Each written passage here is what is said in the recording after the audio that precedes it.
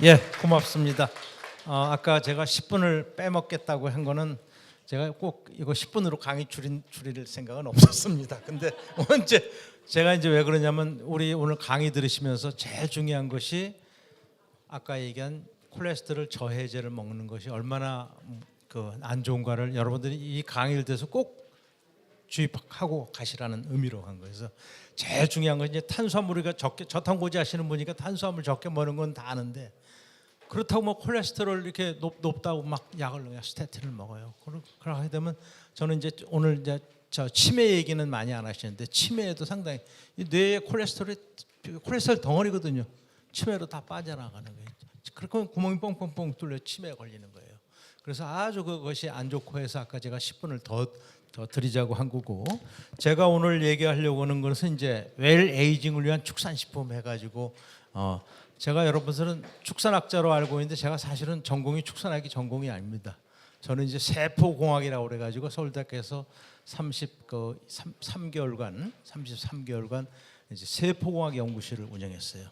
그러다가 이제 세포공학을 이렇게 하다 보니까 우리 축산이 너무 오도되고 잘못되어지는 것을 보고 축산 발효 원리기 연구회를 이제 퇴임 한 6년 전에 만들고, 그러고 나서 이제 이 축산물 먹으면 건강에 안 좋다는 게 내가 보기에는 너무나 잘못된 거예요. 그래서 우리 정명일 박사를 통해 가지고 젊은 의사 선생님들과 같이 이 저탄고지의 개념이 뭐고 생리학적으로 이것이 어떻게 되어지고, 그다음에 제가 이제 서울대학에서 강의한 호르몬을 강의했거든요. 호르몬으로 생리적으로 어떻게 영양생이 어떻게 된 일인지 저걸 해가지고 그 퇴임 후에도 이제 우리 정명일 박사가 계속 도와주셔가지고 이런 심포지움을 하게 됐습니다. 그래서 여기 이제 웰 에이징이란 축산식품, 여러분들은 이제 저탄고지라는 개념은 정확히 알고 계실 거예요.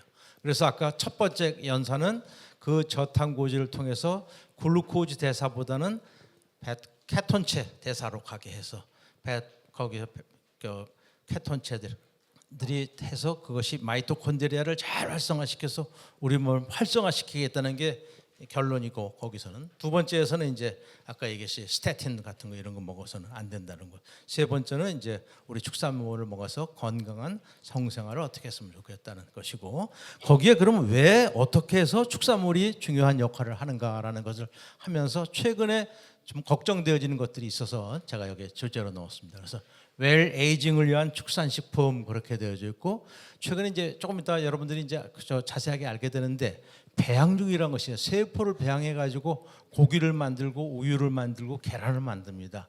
그래서 그것이 진짜 축산물과 어떤 차이가 있고 뭐가 어떤지 하는 것을 여러분들한테 그래서 제일 첫 번째는 축산식품에 함유되어진 웰 에이징을 생체 대사 산물과 생활 물질을 그냥 여러분들한테 소개하는 거예요. 지금 무슨 얘기냐면 아까 고기 많이 먹고 탄수화물 적게 먹으라고 했는데 무엇 때문에 그것이 우리 몸을 건강하게 하고 하는가를 서론에서 제가 몇 개의 슬라이드를 가지고 하고 있고, 그다음에 본론 부분에서는 그런데 이제 우리 친환경 뭐 축산 이래 가지고 우리 환경을 축산이 나쁘게 한다, 이게 잘못되어져서 그렇게 해서 그걸 하는 대체 식품들이 개발이 되어져 있어요. 그래서 그 대체 식품들이 어떤 것들이 있고 어떤 문제가 있고 하는 것을 여러분들한테 소개하는 거고, 그래서 그렇게 해서 제일 마무리하는 걸로 해서 제가 아까 30분에 시작되니까 50분에 딱 끝내도록 하겠습니다. 제일 첫 번째 나온 것이 축산물에 있는 웰 에이징, 오늘 주제가 웰 에이징 아니었어요?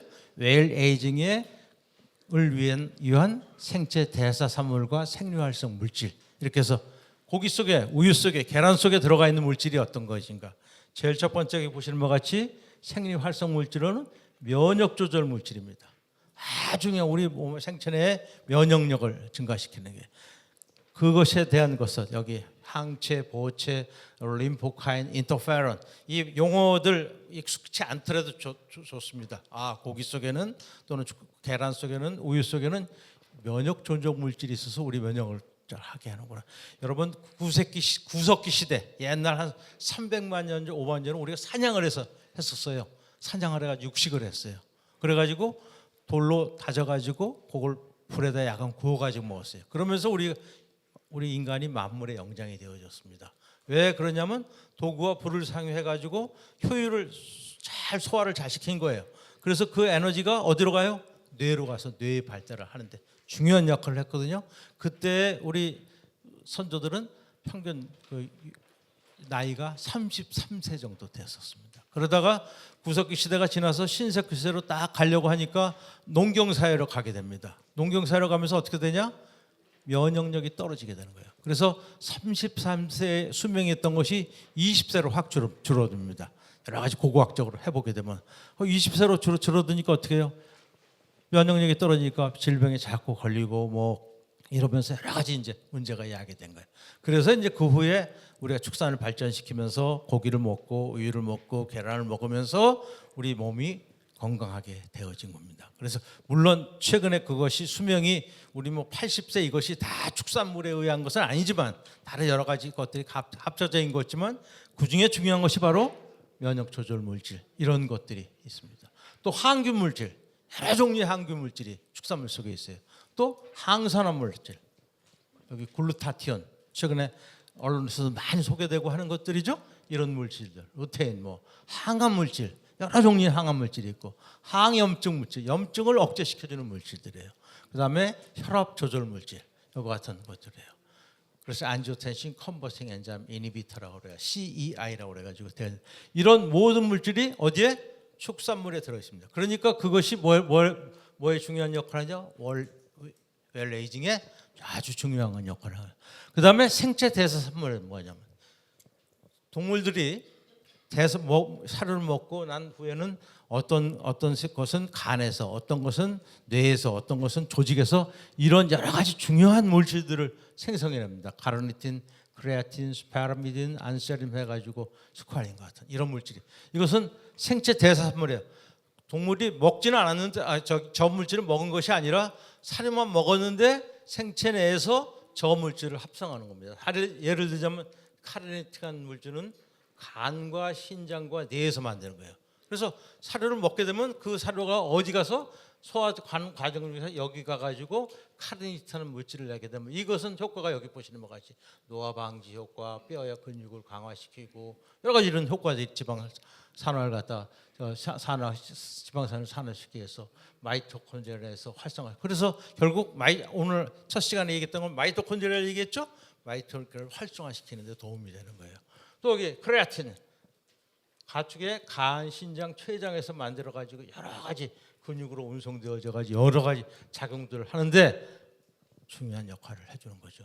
또 마찬가지 스파라미딘, 안세린 같은 것은 세포 내 세포질 거의 모든 세포 내 세포질에서 이 물질들을 합성해 가지고 그렇게 해 가지고요 우리 몸을 활성화시켜 젊게 유지하게 하고 웰 에이징에 관계해 가지고 이런 거죠.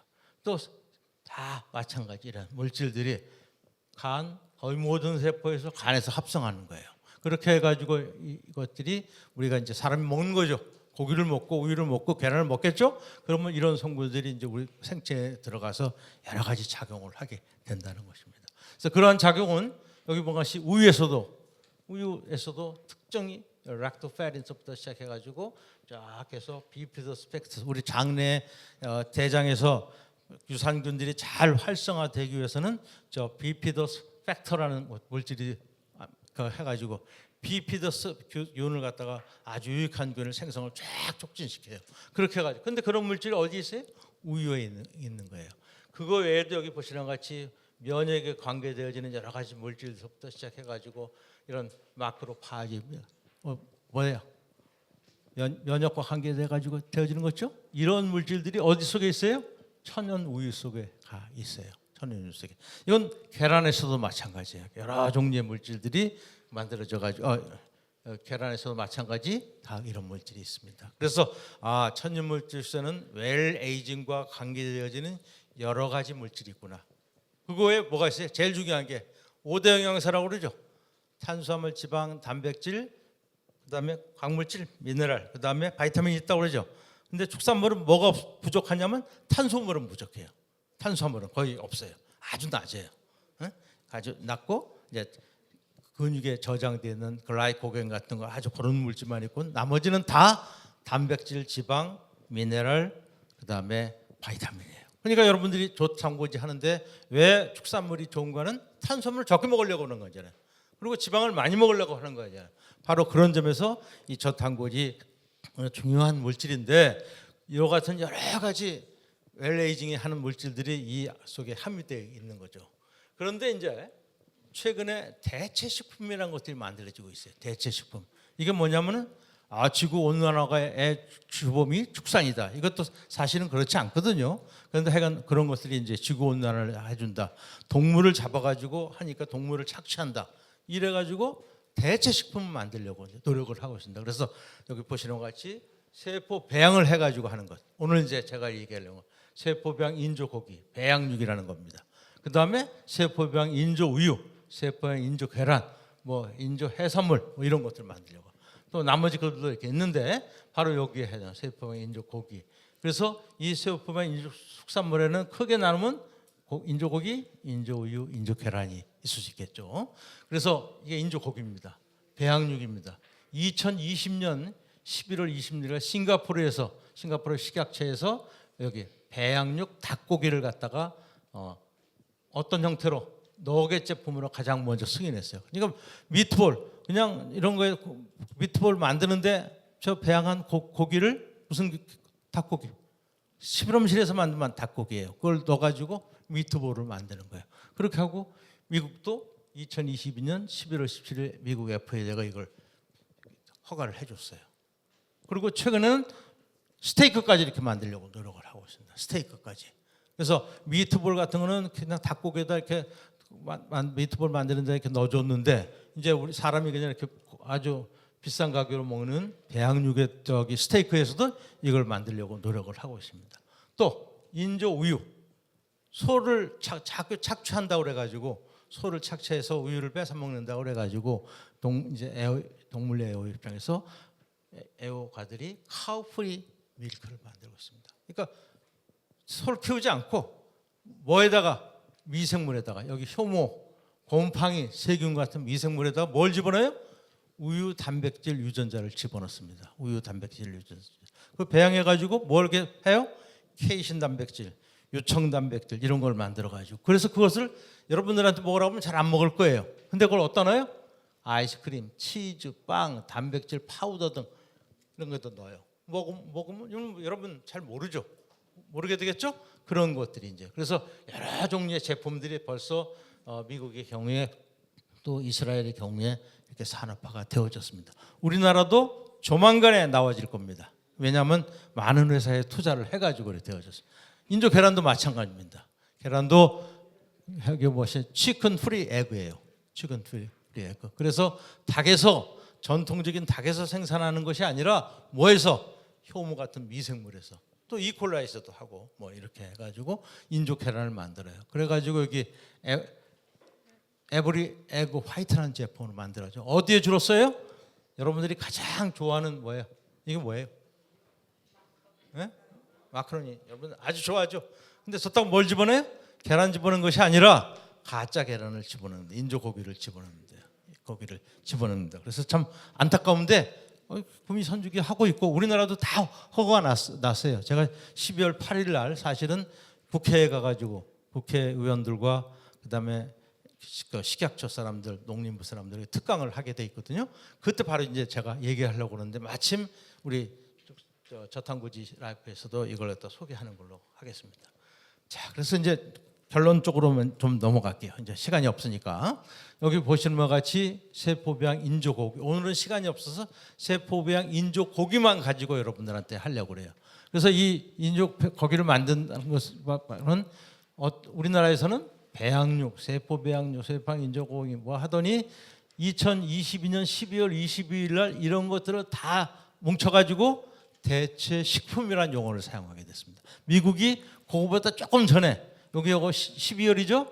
11월에 미국도 저걸 했는데 여기서는 FDA가 배양 닭고기 만들었는데 뭐라고 돼 있냐면 Lab Grown Cultivated Chicken, 실험실에서 배양한 고기를 말하는 거예요. 닭고기를 말하는데 우리는 두리뭉실 대체육. 이걸 딱 보면 이건 세포 실험실에서 만들어서 한 닭고기구나 이렇게 알 수가 있는데 우리는 그냥 대체 식품으로 이렇게 그래서 여기다 그냥 총괄적으로 여러 가지를 넣어놓은 이게 식약처가 잘못했기 때문에 이걸 이제 고치려고 지금 녹을 하고 그러는데 나는 이게 가장 큰 문제는 우리 축산인들이 잘못하고 있다고 생각하는 거예요.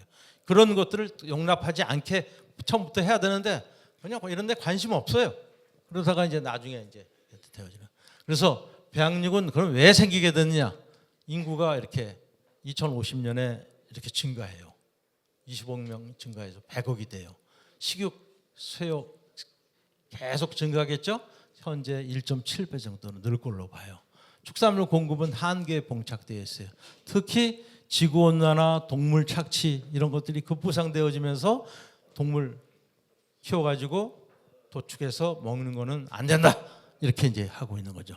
또 최근에 이제 질병 같은 거 이런 것들이 이제 많이 생겨져요.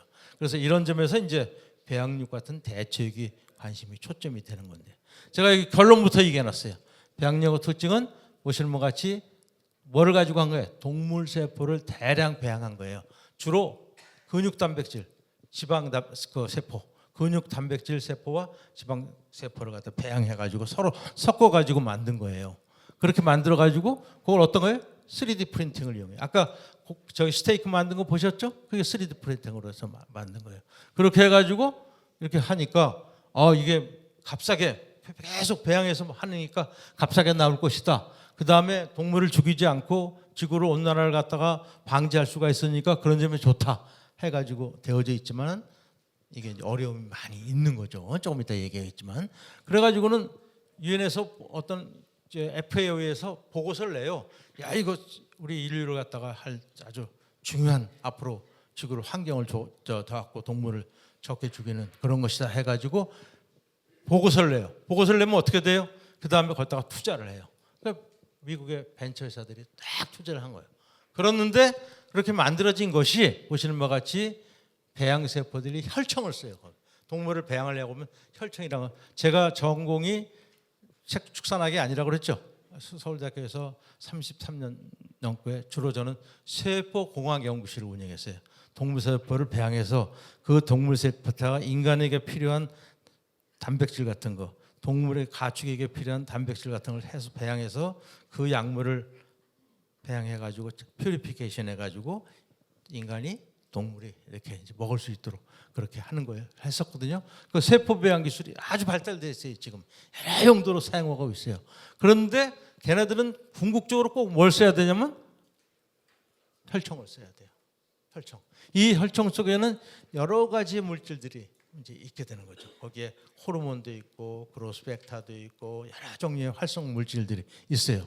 또 그래서 여기 항생제, 호르몬제가 이게 배양을 오랫동안 하려고 하면 항생제를 안 쓰면은 배양이 잘 안 돼요. 다 오염이 돼요. 미생물에. 그래서 이제 이런 걸 쓰게 되는 거죠. 그렇게 하고 이렇게 해가지고 배양을 해요. 그러면 아까 근육 단백질 세포는 단백질을 생산하겠죠. 지방 세포는 지방을 하겠죠. 이걸 두 개 합쳐요.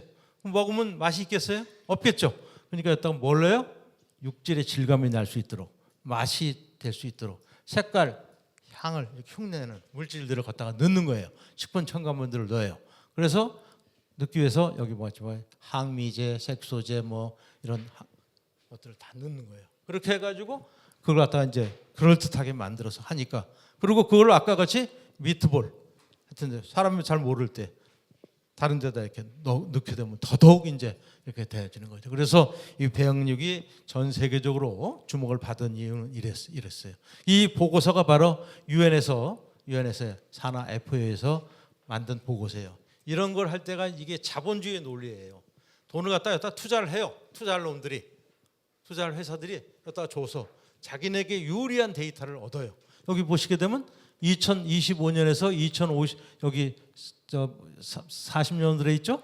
여기에 쭉 동안에 배양육 시장이 연 증가율이 저렇게 될 것이다. 그래서 그렇게 하고 비건 대체육 이거는 이제 식물성 가지고 만든 거 이런 것들이 될 거다. 전통 육류가 이렇게 줄어들 거다. 이게 줄어들고 이렇게 해서 배양육이 많이 늘을 거다. 그러니까 이 보고서를 보고 돈 있는 사람들은 투자를 하는 거예요. 투자하게 만드는 거예요. 그러고는 몇 배 되고 나면 자기는 딱 빠져나가요. 벌써 빠져나가는 형태가 보이고 있어요. 그래서 이거 그래서 미국이 이제 FDA나 농무부가 이걸 승인을 해요. 승인했는데 각 주에서 보니까 이게 그렇지가 않아요. 그러니까 막 반대를 해가지고 또 못하게 해요. 주 정부는 아까 얘기하신 그런 경제적 논리에 의해 가지고 이걸 허락을 해주고 이렇게 해서 이제 돼서 그러니까 이탈리아는 유럽은 이걸 반대해요. 그런데 우리나라는 지나치게 서두르고 있어요. 배양육을. 그래서 여기 보시는 바와 같이 2023년도에 농식품부가 이런 역할을 하면서 쭉 해가지고 이제 돼요. 그래서 농림축산식품부와 그다음에 식약처가 같이 이렇게 해가지고 세상 못 모르고 어떻게 돌아가는지 모르고 이걸 허락할 수 있게 다 했어요. 또 어떤 학자가 이걸 써냈어요.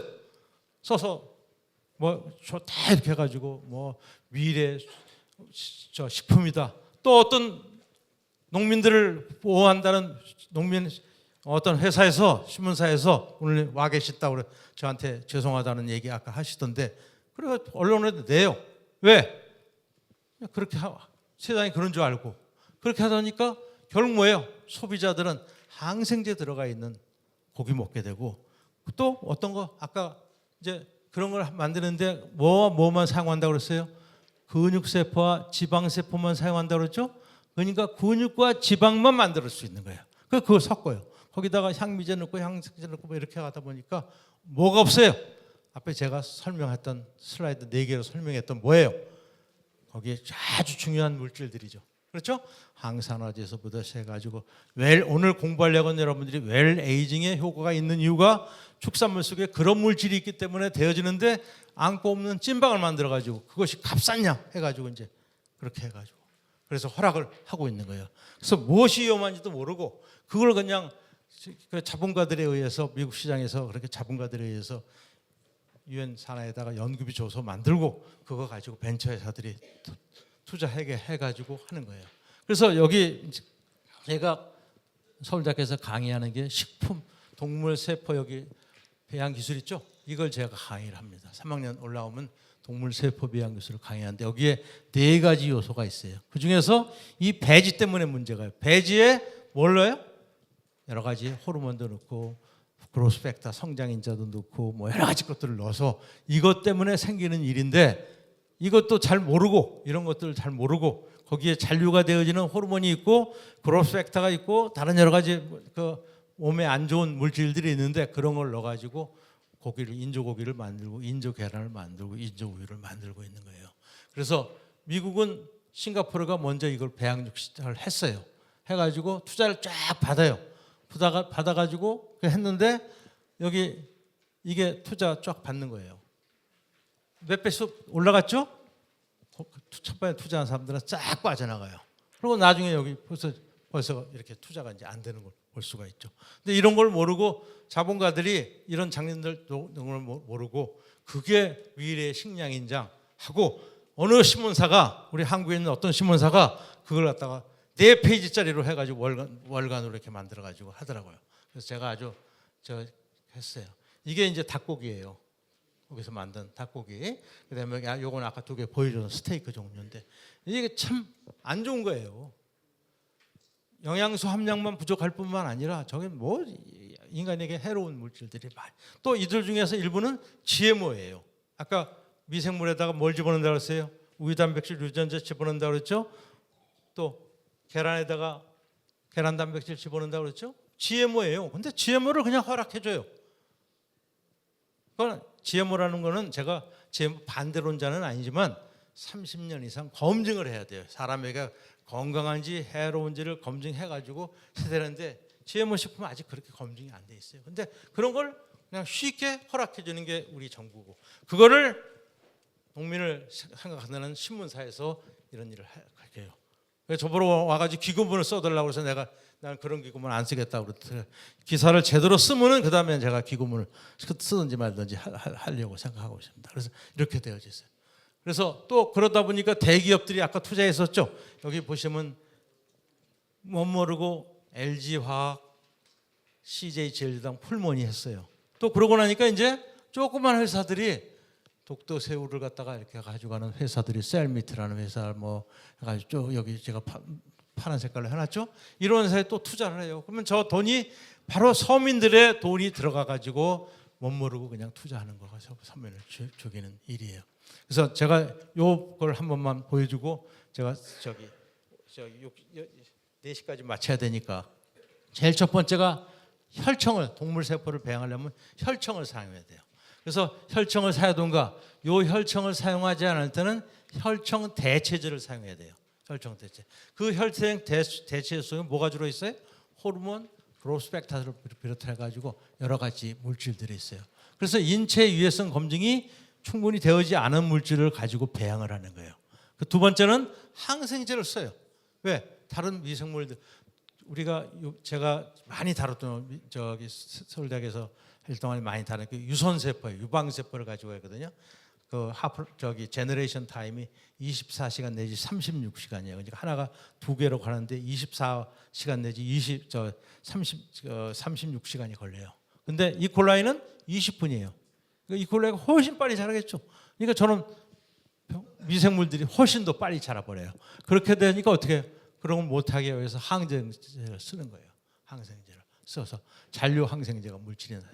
아까 얘기했듯이 식품첨가원에 맛이 없으니까 그 맛을 좋게 하기 위해서 색깔, 맛, 향을 내기 위해서 여러 가지 각종 첨가물을 넣어주고 그 다음에 이 중에는 이제 조금 얘기하기 자세하게 시간이 없어서 못하지만 우리가 유전자 조작을 통해 가지고 줄기세포를 만들어요. 그걸 이제 우리가 인듀스드 플루로포턴트 셀을 가지고 유도 줄기세포라고 하는데 그런 걸 만들어요. 왜냐하면 배양 시간을 아까 24시간 내지 36시간 걸린다고 그러니까 이걸 빨리 하려고 하면 줄기세포를 만들어요. 저희 방에서도 줄기세포 많이 만들었거든요.